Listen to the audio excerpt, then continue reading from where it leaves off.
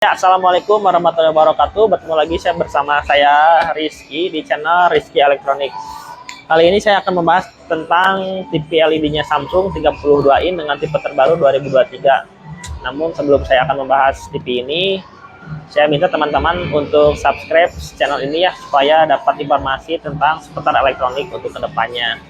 Dan saya juga doakan buat kalian yang nonton channel ini, semoga selalu dalam keadaan sehat walafiat. Oke.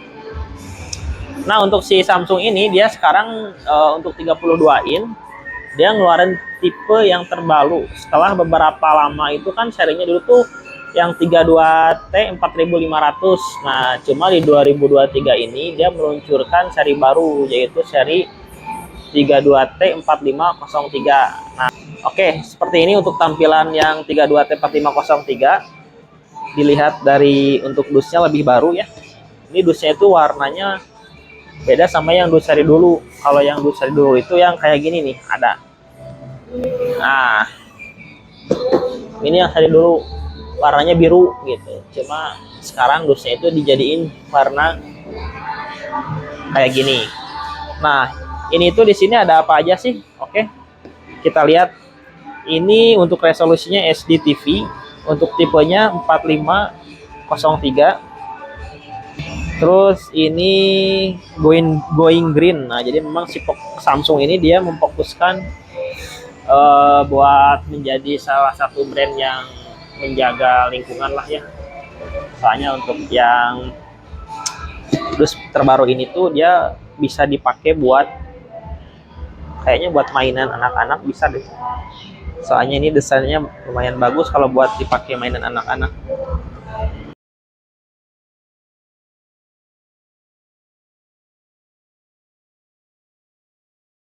Ini dia seri 32T4503.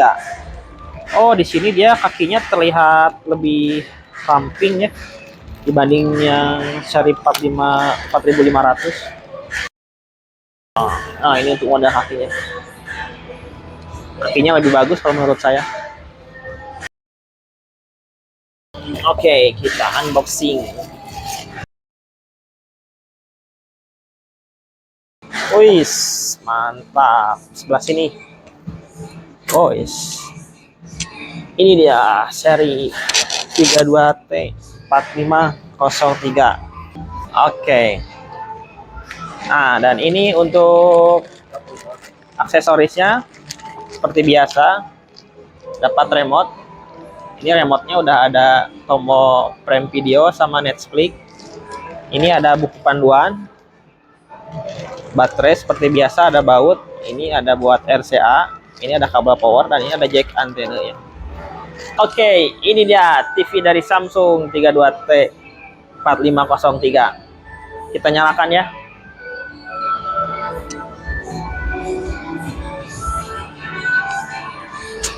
Smart TV powered by Tizen. Seperti biasa untuk si operating system Samsung ini dia pakainya OS-nya Tizen.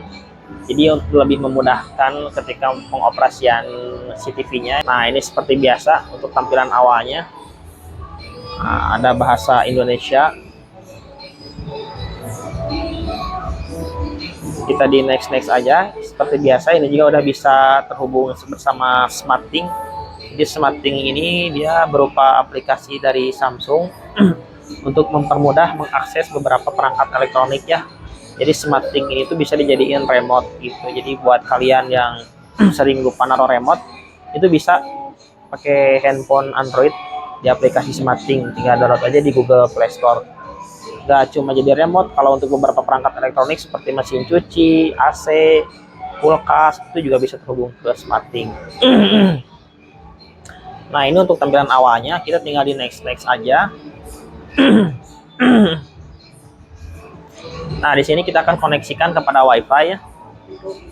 Oh, yang ini nih. Nanti ini tinggal menyesuaikan sama WiFi di rumah aja.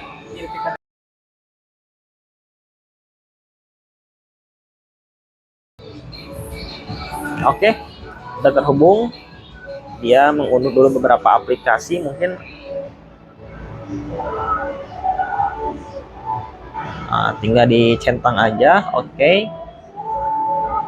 Lalu kemudian kalau bagi kalian yang udah punya akun, tinggal dimasukin aja Samsung akunnya ya. Samsung akunnya dimasukin aja biar aplikasi-aplikasi yang ada dalam TV-nya langsung muncul.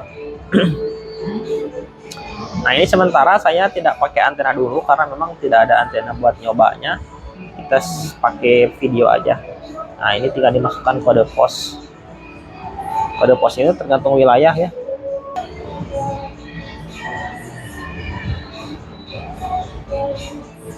Oke, selesai. Nah, jadi si tampilannya itu seperti biasa. Untuk user interface-nya dia seperti ini, tampilan smart TV-nya. Nah, dia ada frame video, Disney, YouTube, Mola TV, internet buat browsing juga ada. Oke, sedikit informasi saja. Sekarang tuh banyak yang bilang perbedaan antara Android TV dan Smart TV. Sebetulnya secara umum sih sama aja. Cuma beda istilah penamaannya aja. Kalau yang namanya Android itu dia nama operating sistemnya. Kalau Smart TV itu adalah istilah penamaannya. Ibarat kayak handphone itu dia Android phone sama smartphone. Kan sama-sama aja, betul. Nah, jadi sekarang banyak yang salah arti, mas, bedanya Android TV sama Smart TV apa? Padahal itu pertanyaannya kurang tepat kalau menurut saya. Karena Smart TV itu adalah bagian dari Android TV. Nah, kalau yang Samsung itu dia pakainya OS-nya Tizen. Jadi dia nggak pakai Android TV, pakainya OS-nya namanya Tizen. Ada kelebihan dan kekurangannya kalau menurut saya.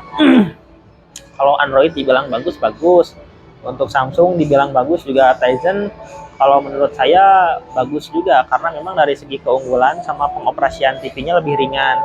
Jadi kalau untuk LED TV ini kan dia lebih difokuskan untuk nonton TV.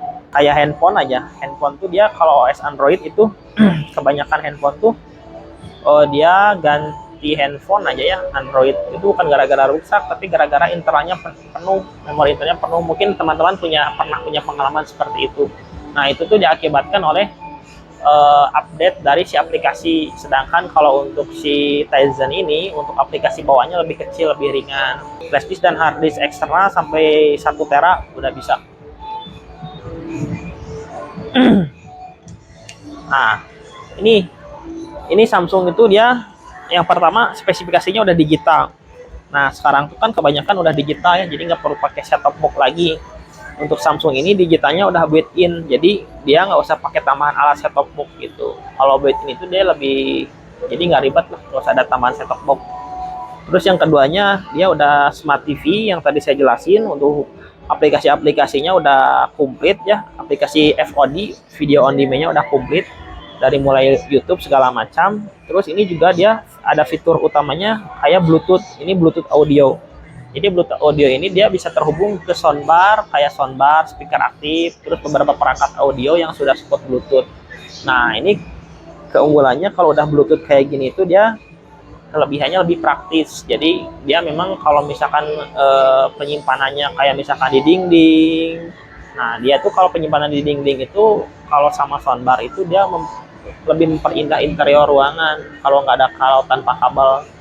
Seperti itu, makanya dia ada Bluetooth audionya. Nah, untuk desainnya dia tipis, bisa dilihat sebelah samping sebelah sini mungkin. Nah, ini untuk frame-nya dia lebih frameless. Untuk layarnya udah menggunakan layar yang, kalau ini udah pakai IPS ya, atau hard panel. Nah, ini untuk belakangnya itu dia ada USB, terus ada HDMI-nya 2. Nah, ini untuk HDMI ini sangat penting juga ya. Untuk sekarang kan kebanyakan kalau pengen video resolusinya bagus tuh harus pakai HDMI. Jadi buat PS mungkin, atau buat home theater sekarang, atau kayak berlangganan TV kabel kan harus pakai HDMI. Nah, kalau ini 2. Jadi kalau misalkan kalian punya perangkat elektronik kayak PS sama TV kabel mungkin, jadi nggak usah dicabut, dilepas lagi, ada 2. Untuk audionya ini udah optical audio. Nah, ini gantinya itu dia optik. Sekarang tuh pakai optik. Jadi optik ini dia gantinya jack yang RCA yang manual dulu, yang kayak dicolokin ke handphone tuh audionya. Nah, ini juga ada kabelan. Kabelan ini dia untuk terkoneksi ke jaringan internet gitu. Nah, jadi ini ada 2 opsi, ada kabel yang pakai kabelan, ada yang pakai nirkabel. Nah, ini juga ada buat antena ya. Oke, mantap. Sekarang kita lihat terakhir, kita lihat menunya. Paling yang lebih sering di setting tuh dari gambar ya. Saya gambar biasanya pakainya di dynamics. Mode dynamics itu dia lebih terang pencahayaannya, lebih detail. Jadi detail objek di TV-nya itu dia lebih terlihat kalau di mode dynamics ini. Ada 4 mode ya, standar, natural, sama film. Terus bagi kalian yang nggak suka terang bisa di setting di film. Nah, ini untuk modus gambar. Untuk yang tadi, sistem Bluetooth itu ada di pengaturan suara. Nah, pengaturan suara ini kalian tinggal diklik OK. Tinggal diklik OK keluaran suara. Nah, di sini ada 3 pilihan speaker audio. Ada pakai speaker TV, ada optik yang tadi saya jelasin, sama ada daftar speaker Bluetooth. Nah, yang Bluetooth ini tinggal kalau mau dipakai tinggal pairing aja, nanti ya muncul. Kalau di rumahnya udah ada perangkat audio Bluetooth, oke. Ada mode suara, ini ada standar, dioptimalkan sama memperkeras. Kalau kalian mau jelas, ini pakai aja di mode suara yang memperkeras. Nah, nanti dia suaranya lebih bagus.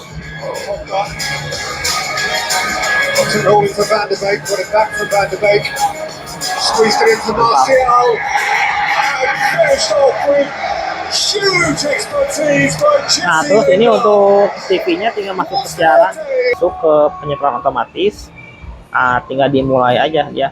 Nanti di sini tinggal dialihkan ke program digital, tinggal dipindai aja. Nah, nanti dia tunggu aja sampai 100% dapat channel, biasanya sekitar 40 channel digital. Nah, di sini juga ada buat pengaturan umum. Kalau untuk pengaturan umum ini dia lebih ke buat mengakses jaringan internetnya.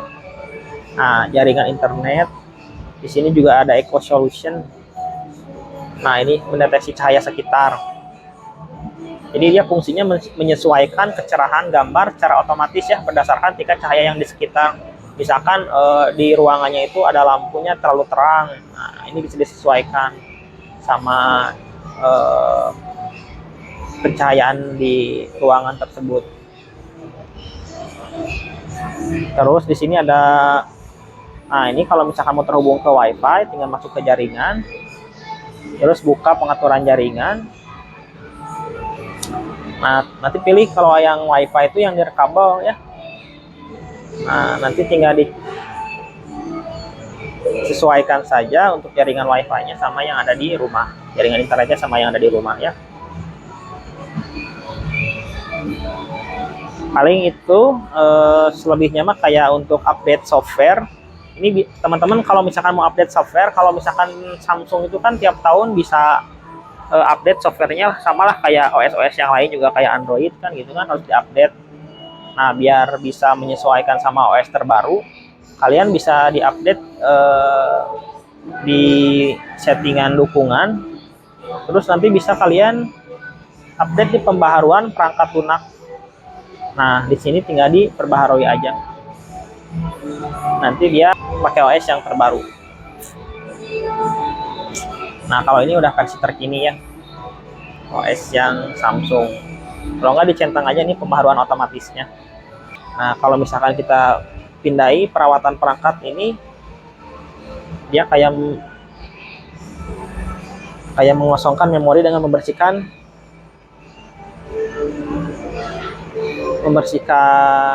sampah-sampahnya ya, semacam membersihkan sampah, jadi membuat CCTV ini jadi ringan. Selesai. Kalau aplikasinya ada yang kurang, kalian tinggal buka, kayak misalkan nih, oh nggak ada video.com ya, kalian tinggal buka aja di apps. Nah, di apps tinggal diklik OK. Nah, dia itu kayak Play Store-nya di Android. Nah, dia masuk ke aplikasi-aplikasi bawaannya. Udah ada semua komplit. Nah, ini ada video.com sama Netflix. Ada internet juga. Spotify juga ada ya. Oke, mantap. Paling segitu aja ulasan dari saya. Nanti kalau misalkan kita ada produk-produk elektronik yang terbaru, saya akan ulas lagi bersama Rizky Elektronik. Assalamualaikum warahmatullahi wabarakatuh.